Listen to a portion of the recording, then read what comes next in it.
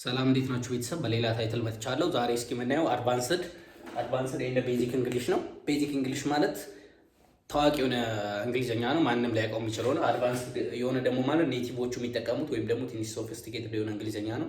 እስኪ መጀመሪያ ላይ ቲንኪንግ የሚለውን ቤዚክ እንግሊሽ ነው። ቲንክ ማለት ያው እንደምታውቁት ማሰብ ነው። ቤዚኩ ቲንክ ሲሆን አድቫንስድ ሲሆን ደግሞ በጣም ሶፊስቲኬት ስናደርገው ኮንቴምፕሌት ይሆናል የቲንኪንግ አድቫንስድ እንግሊሽ። እሺ ሁለተኛ ላይ እስኪ ደግሞ ኮንፊውዝድ የሚለውን ቮካብላሪ ነው። ኮንፊውዝድ አድቫንስድ የኮንፊውዝድ አድቫንስድ እንግሊሽ ደግሞ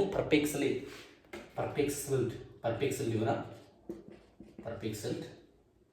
ኦኬ እስቲ ሶስተኛ ላይ ደግሞ ኪዩሪየስ የሚለውን እኔ ኪዩሪየስ ማለት ጉጉ ማለት ወይም ደግሞ የሆነ ነገር ላይ ለማጓጓት ማለት ነው። ሶ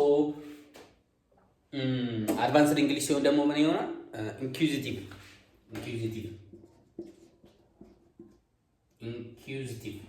ይሆናል። ኦር ደግሞ